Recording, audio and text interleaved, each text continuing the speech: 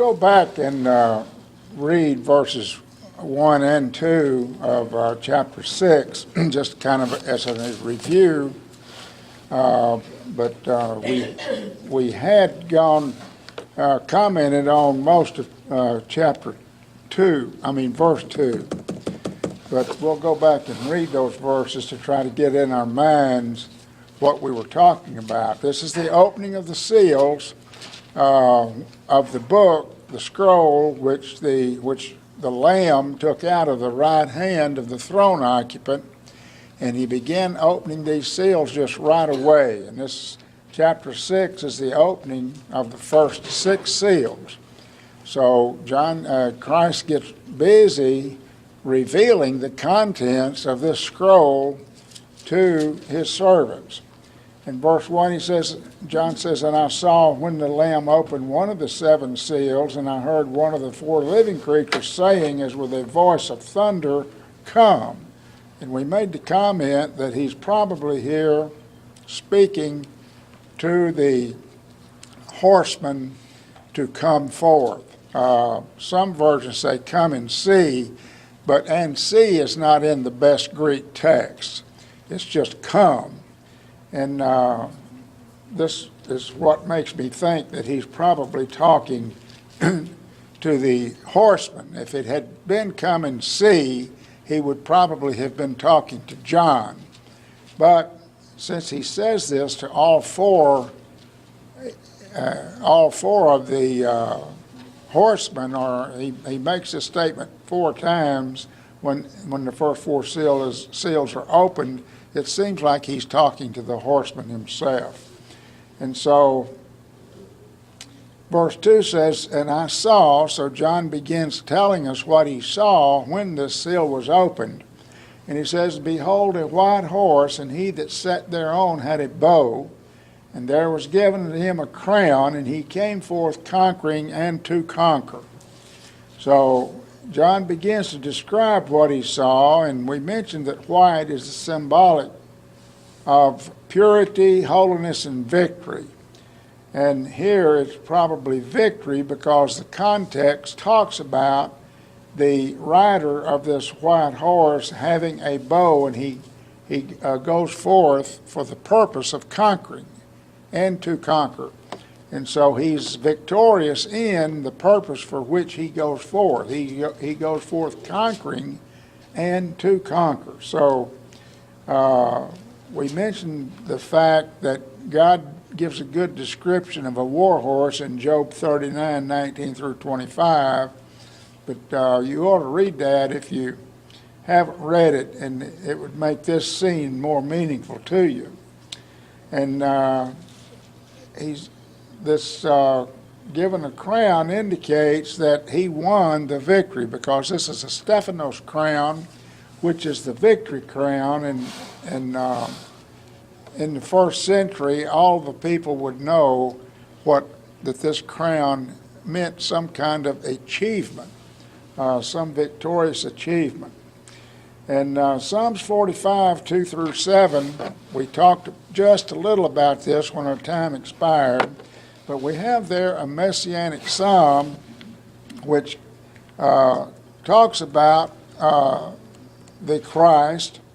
It actually talks about the king that God has anointed, his anointed one, and he's victorious there, and his sharp arrows are for the hearts of those who oppose him. And so this indicates that probably what the Word of God, which is used in attaining the victory of Christ over his enemies, pierces through to the hearts and minds of the people so that they would submit themselves voluntarily to the gospel. And it's because of that this is probably, this first seal is probably symbolic of the victorious Christ as he goes forth in the gospel conquering and to conquer. And we'll see more about that as these other seals are opened, which I think kind of add emphasis to this interpretation. But we'll see. In fact, I think, I don't know if I've mentioned it, but some people interpret this to indicate that this is war in general. But because of what follows, I don't think that's true. And we'll see that more as these seals are opened. Any comment on verse 1 and 2, which is the opening of the first seal?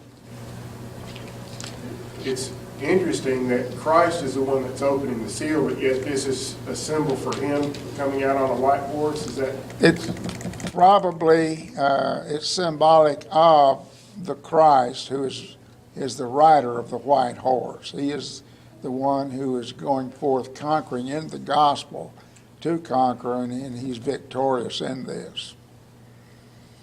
And I think this meaning, the further we go into Revelation, will make a lot more sense, because this is the theme of Revelation, is conflict. The message is victory of good over evil, but the whole book is about conflict. And so this interpretation of the rider of the white horse going forth to conquer fits into that. And of course, if it is Christ, we're told that the weapons of our warfare are not carnal, but they're mighty through God to the pulling down of strongholds, capturing every thought. So it's the Word of God which brings our thoughts, our hearts, our minds into subjection to God's will. All right, you have something? Yes, sir. I think that it's interesting. I mean, we might not pick it up because how we're going through it, but at first, it's like, who's worthy to open the book? And nobody came forth, but when John saw that Christ, the slain Lamb, was there, I mean, that gave him great joy. And then here's another, as these seals start to open, this is another message that Christ is continuing on in battle, even though he was slain on the cross. His work is still continuing on. I mean, this is another emphasis of that I see, which may reveal to them a comfort in knowing that he's continuing forth with a plan. And how would Christ go forth today to conquer? Through his word.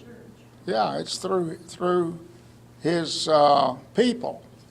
And we've got a lot of songs about soldiers of Christ arise, and put your armor on.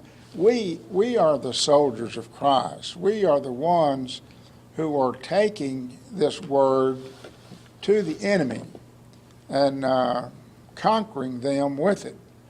When Robert was baptized just the other day, Satan lost a warrior. Christ gained one.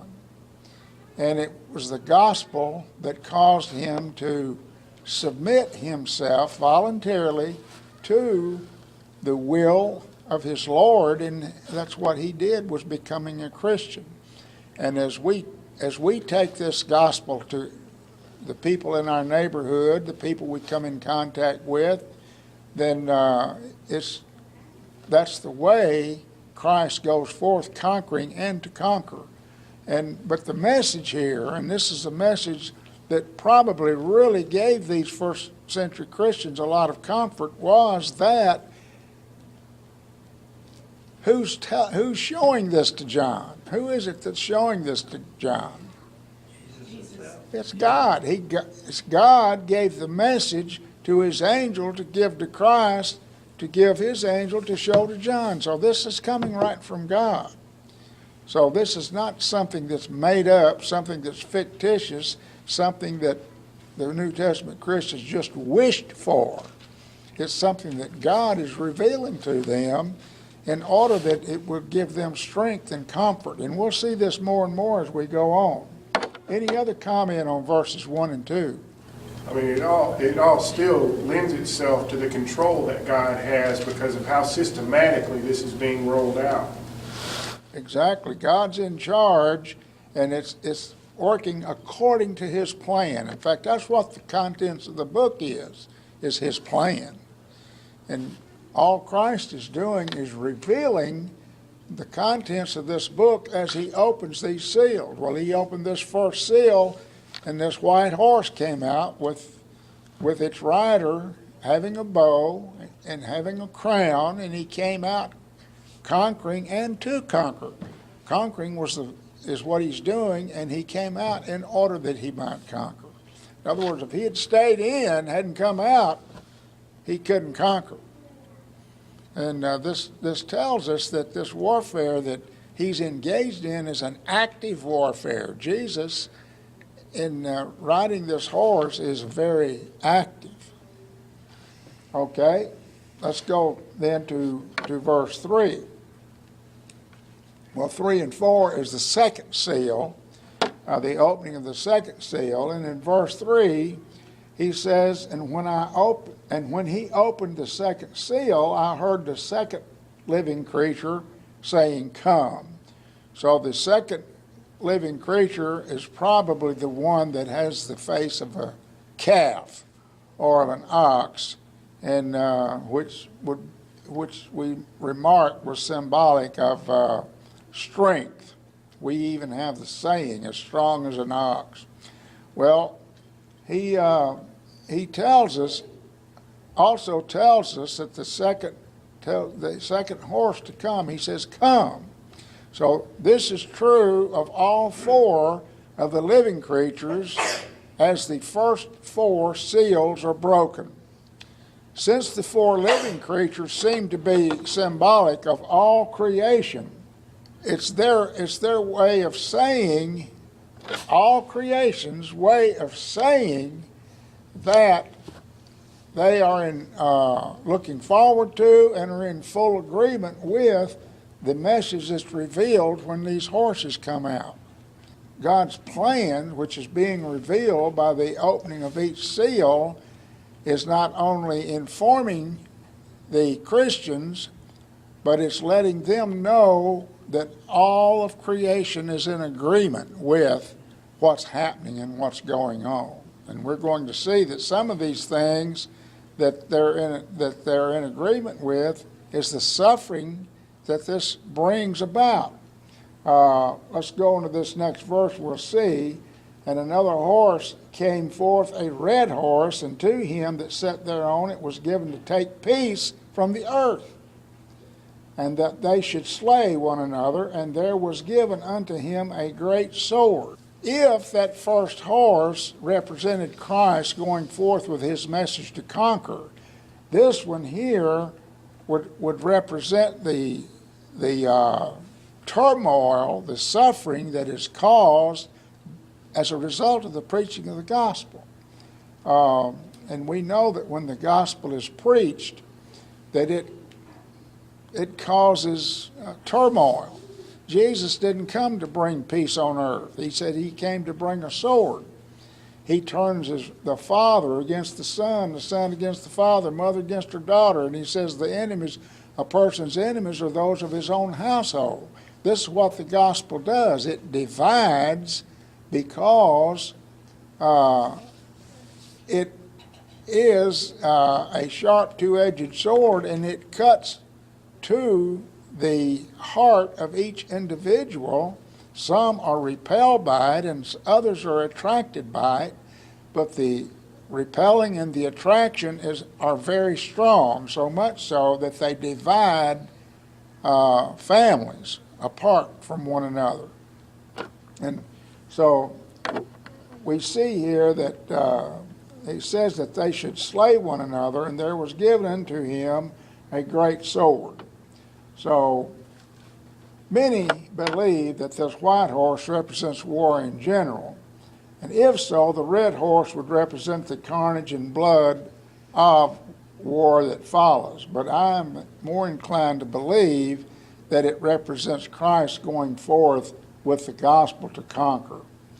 If Jesus is the rider of the first horse, then the red horse represents the persecution that follows evangelization. And it really doesn't matter where evangelization evangelization takes place, it does cause division. It causes problems. Is there anyone here, anyone, that does not have problems in their own family because of the gospel? I don't think there is. I think every one of us have problems in our family because of the gospel. I know that's certainly true in my family. And I don't know many Christians at all that it's not true of. And it's because the gospel that wins the hearts and minds of some causes the hearts and minds of others to be adamantly against it. And what Jesus say? You're either for me or you're against me. There's no neutral ground with Jesus. We cannot be neutral. And this is God's plan. And you know, God intended it to be this way. He's our peace. He's the Prince of Peace. But peace only exists in His kingdom. Outside, in the world, He says you have tribulation.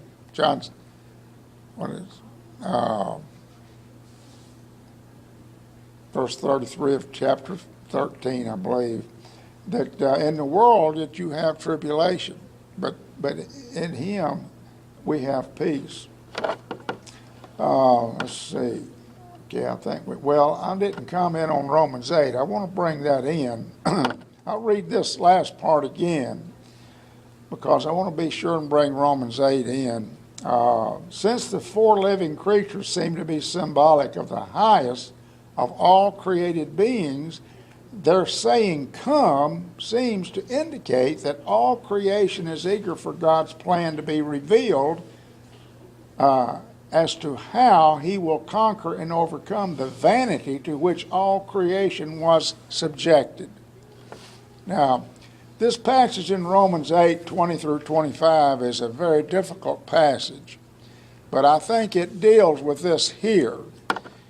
You remember back in Genesis 3:15, God told the serpent, I will put enmity between thee and thy seed and the woman and her seed.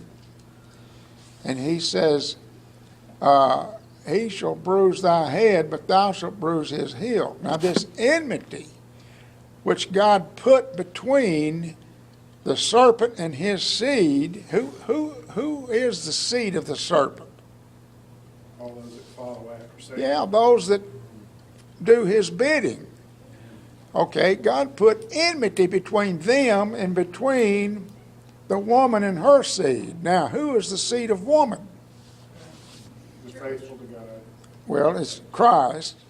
It's Paul's argument in Galatians 3, but if we belong to Christ, then we're that seed also. So this enmity that God placed there is between His children and the children of Satan.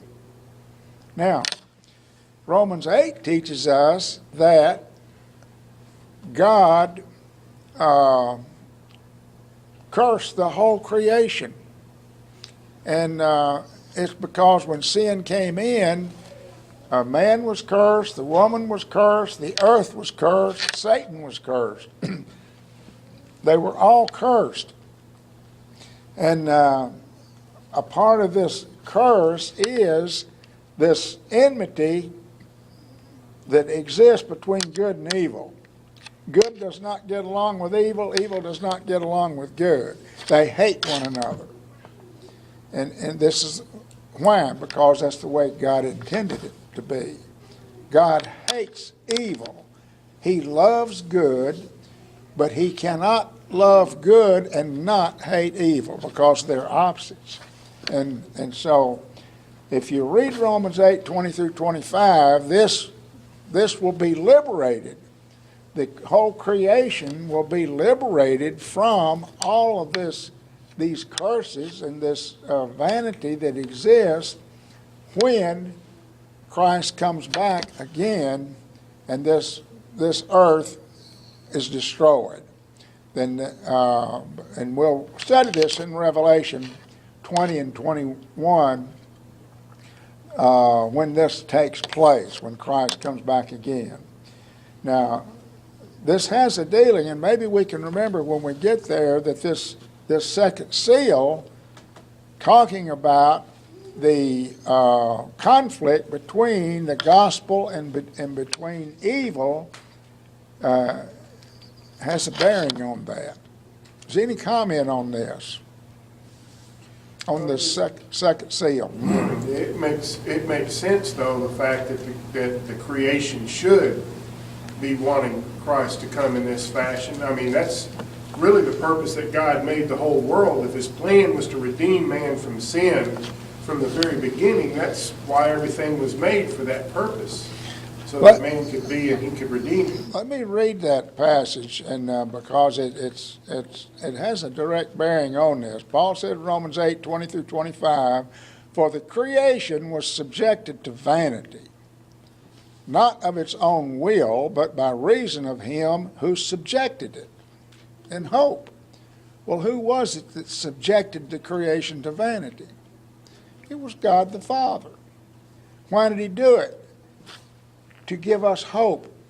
Because if we're living in a world that's filled with problems, do we always want that? Do we not hope for something better? That's the reason we hope for something better, is because we have all these problems here. And that's why he subjected this world to vanity, so that we would have hope for something better. All right? Verse 21, "That the creation itself also shall be delivered from the bondage of corruption into the liberty of the glory of the children of God. For we know that the whole creation groaneth and travaileth in pain together until now. Not only so, but ourselves also, even Christians who have the first fruits of the Spirit, even we ourselves groan within ourselves, waiting for our adoption, to wit, the redemption of our body. For in hope we were saved. But hope that is seen is not hope. For who hopeth for that which he seeth? But if we hope for that which we see not, then do we with patience wait for it." So as long as our hope is strong and is alive, then we've got the patience or the perseverance, the stick-to-itiveness to hang in there and fight, because we're hoping for something better. And if we'll just hang on to the end, then we're going to get that which we're hoping for. And this is why God created these problems. This is why the Apostle Paul says, This is why he takes joy in problems, in necessities, because he knows that when the only thing that's going to get him through that is the strength that Christ gives him. So he says, so when I'm weak, I'm strong. Why? Because he doesn't depend on himself, he depends on Christ to get him through. And that's why he's strong. Okay, is there any comment on verses 3 and 4? All right. Well, I've got another comment or two, I guess. And another horse came forth, a red horse, and to him that sat thereon was given him to take peace from the earth, that they should slay one another, and there was given him a great sword.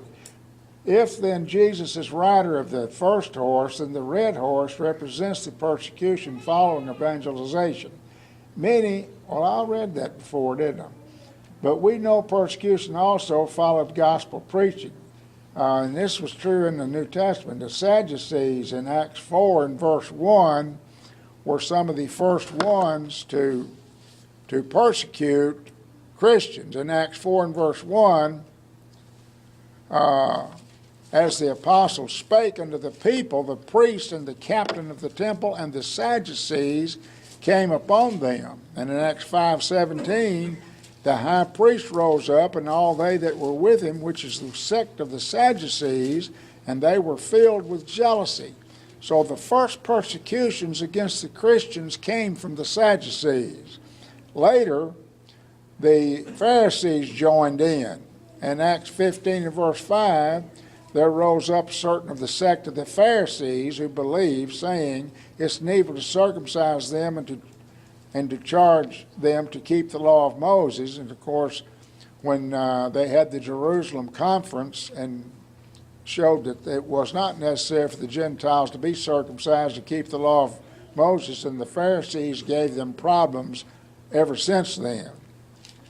And in that 1 Thessalonians 2 and verse 14, Paul says, for ye, brethren, become imitators of the churches of God which are in Judea in Christ Jesus, for ye also suffered the same thing of your own countrymen, even as they did of the Jews. So, and after the Jews were persecuting Christ, then the Romans joined in. In fact, Nero in 64 had thousands of Christians killed, and in fact he lit his gardens up at night with the burning bodies of Christians. And then later on in 94, Domitian joined in, and Domitian's persecution against Christians was empire-wide, whereas Nero's was confined to Rome, but Domitian's was empire-wide. So we have not just the Jews then, but the Jews and the Gentiles. Now, Jesus warned that this would happen. In John 15 and verse 20, Jesus says, remember the word that I said unto you, a servant is not greater than his master? If they persecuted me, they will also persecute you. If they kept my word, they will keep yours. So, in Matthew 10, 34 and 36, Jesus says, think not that I'm come to send peace on the earth. I came not to send peace, but a sword. And that's where he talked about those of our own families will be our enemies. And it's because of the preaching of the gospel. So this red horse probably represents the persecution that follows the preaching of the gospel wherever it's preached. Any comment on the second seal? All right, let's look at the third seal, verses 5 and 6. Verse 5, and when he opened the third seal, I heard the third living creature saying, come. And I saw and behold a black horse, and he that sat thereon had a balance in his hand.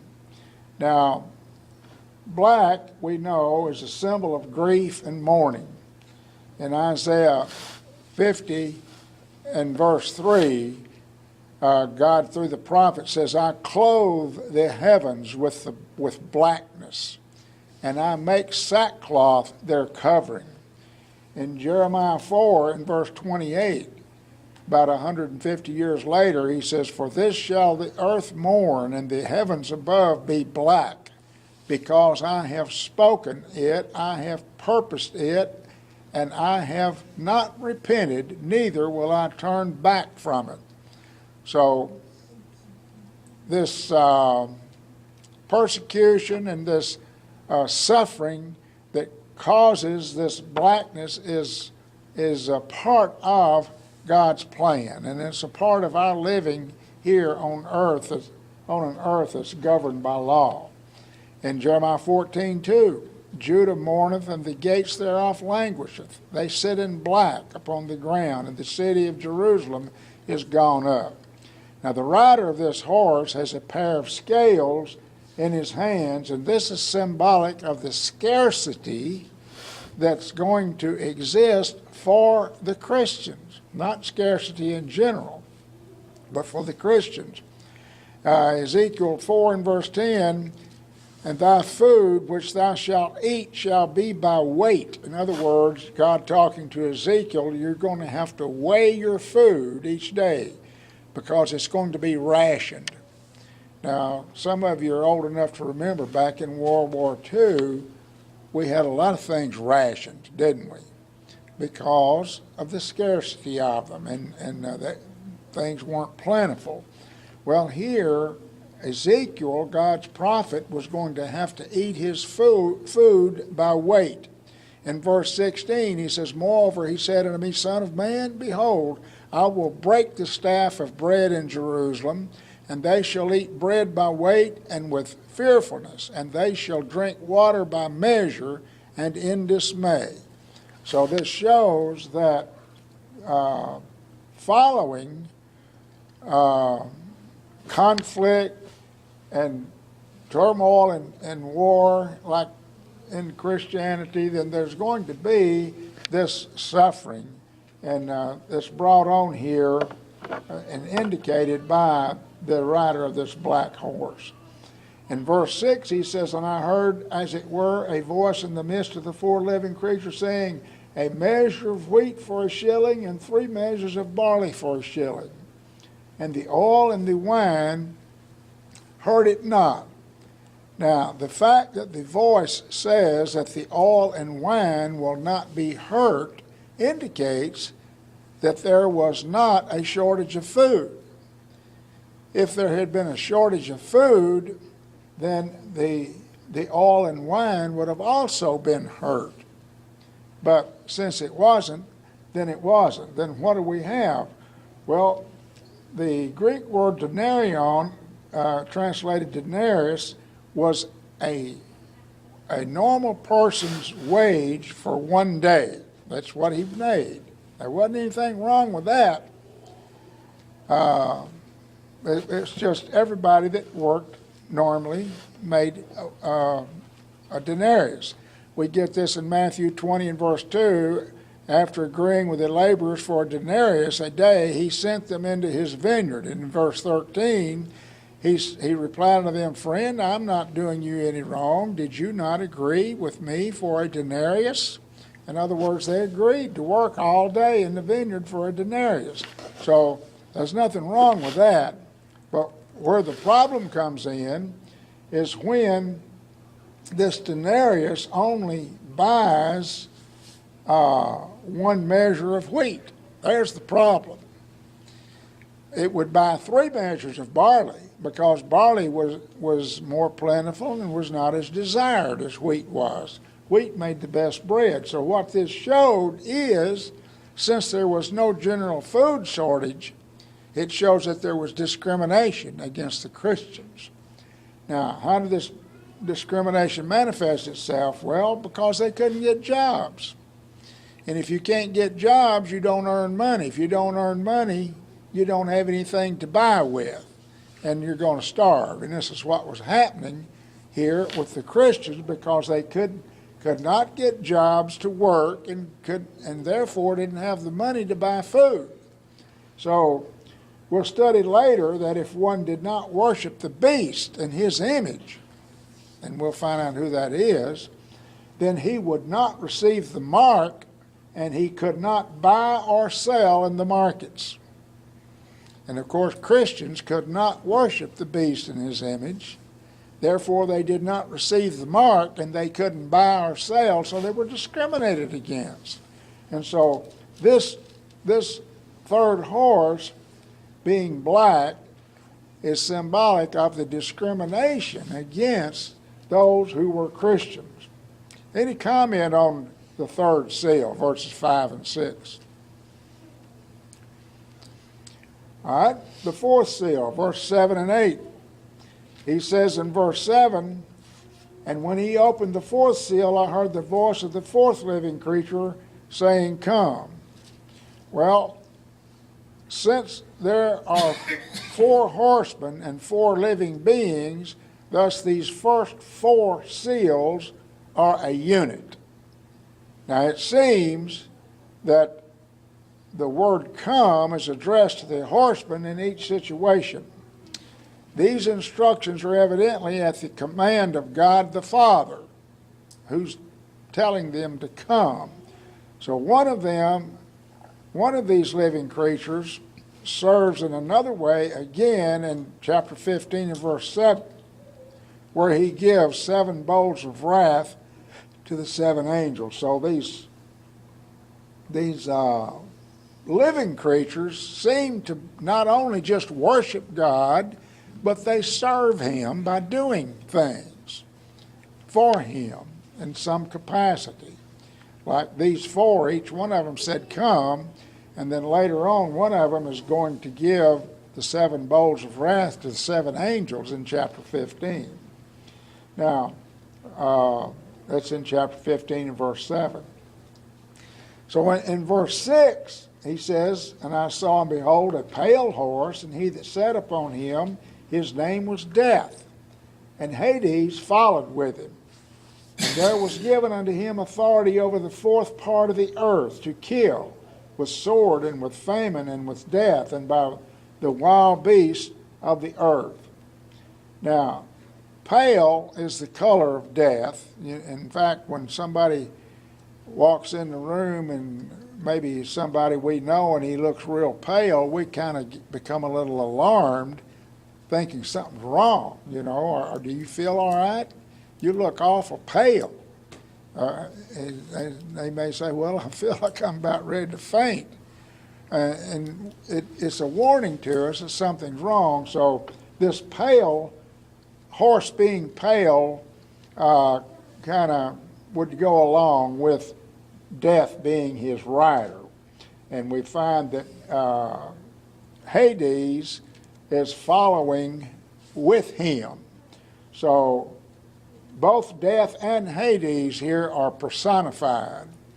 It's just like this hoarder, this horse has a rider called Death, and Hades is following along, trotting along beside him. Well, they are a pair, and they go together. Everywhere Death goes, Hades follows. And we know that that's the way they're used. Death is related to the body. Hades is related to the soul. James 2:26 tells us that when the body without the spirit is dead. So, and Ecclesiastes 12:7 tells us that the dust returns to the earth as it was. Well, the dust is our body. Our body returns to the earth as it was, and the spirit returneth to God who gave it. So the spirit goes back to God, and God places it in Hades. Hades, then, is the realm of spirits that have no bodies. And that's what it's made for. And that's what God uses it for. And in fact, Jesus' spirit went to Hades. And while his body was in the grave. And we learn this in Acts. In Acts 2:24, God raised him up, having loosed the pains of death, because it was not possible that he should be holden of it. And verse 31, he foreseeing this spake of the resurrection of Christ, that neither was he left in Hades, nor did his flesh see corruption. So what is the resurrection? The resurrection is when the body comes forth from the grave and the spirit rejoins that body. And it takes both of them to have a resurrection. You can't have a resurrection with just one of them. It has to be both of them. And that's what this resurrection was. Now, at Jesus' resurrection, his spirit rejoined his body. The King James Version has introduced a lot of confusion here, because in most cases they translate the word Hades as hell, and it confuses people. But hell is a permanent place. Hades is a temporary place. We're going to find when we get over to chapter 20 or 21 that both Hades and the grave will be cast into hell. God's going to be through with both of them. There'll be no more need for either one of them. And so they're cast into hell. We're out of time. Somebody should have said something to me. Any comment on verses 7 and 8. Well, we'll stop right there and pick up, Lord's willing, with verse 9 next time. Thank you very much for your participation in class.